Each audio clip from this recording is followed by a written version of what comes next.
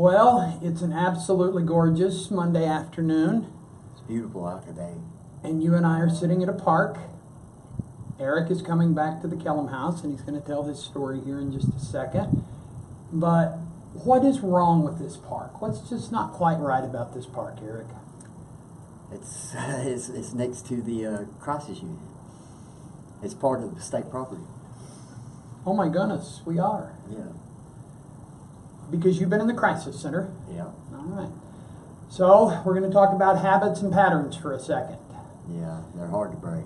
They are very, very hard to break. It's driving me mad, really. See that? It's a pack of cigarettes I bought this morning. I'm having trouble with my habits too, so we've got to figure out how to do something different this time. Tell me any thoughts you have on how to do it differently, because I think it was the 20th, I'm sorry to interrupt, but I'll tell you real quick, it was the 20th of last month that I picked you up here last time. Yeah. Today is what, the 10th or 11th? So you got paid on the 1st, you blew your check, you bought a fancy new phone, you didn't pay your damn rent, you bought a fancy new phone, you spent your money on drugs and stuff, you twisted it off, and you came and wound up at the crisis center. Yeah. Is that not Pretty much it. I told it, now you tell it. How did it happen? Like that? No, I went and got a phone, and I met a girl there, and that's one of my weaknesses is whenever I find somebody who I think really likes me for who I am instead of what I've got. And you found somebody who liked you for who What? you were right after you got your Social Security check. Yeah, and that's the way it went, pretty much. I just fell into that old trap. Okay. And what role did you play in your relapse? I let my guard down. I wasn't being, how could you say, responsible. I wasn't taking, I didn't take anybody with me to go do my errands or anything. I went by myself. And I could have had, I should have had somebody that's trying to get sober too with me.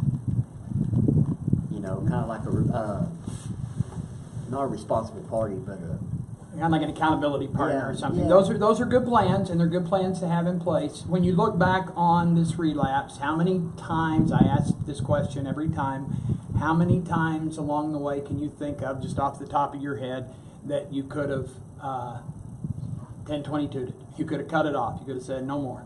probably quite a few. More than I could probably count. So, I mean, it's just that, I don't know, that itch that I get, you know, whenever everything starts looking real bright. And the only way I can describe it is the things that seem the best in life are usually the worst for you.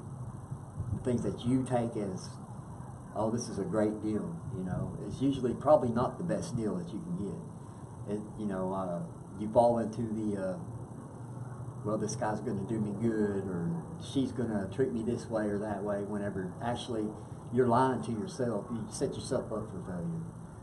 You know, I tell myself, well, they like me for who I am, not for what I got. And they don't really know me, so how would they know me well enough to like me for who I am? They actually. What you were saying reminds me of what I accuse my father of all the time. Whatever's happening in that little window of time, that day, that week, that hour, that's the way it's been, and that's the way it'll always be. Because you said when things start going good, 2 or 3 days before you got your check, you were a hot mess. Things weren't going good then, but 2 or 3 days later, you're making decisions based on when things are good. Yeah. So, check gives you access to women.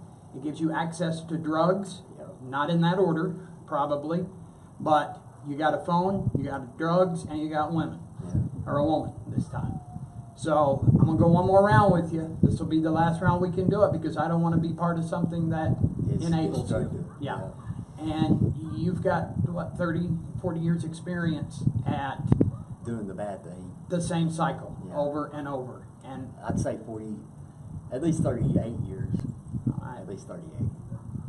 So there's nothing I can say to you. There's nothing I can do unless you want to come up with a rescue plan in the meantime. And that rescue plan, maybe you put your money in escrow and pre-designate it how you're going to spend it before you do it. I've been thinking that. I was thinking I'd turn my card over.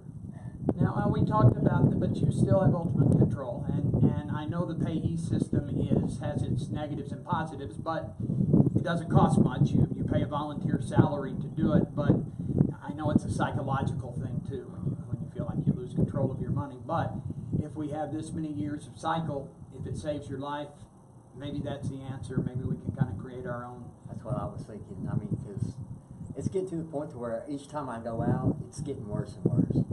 Doesn't get any better. I feel worse physically. You know, it's like right now I feel sick as a dog. But How many days have you been clean? Off street shit.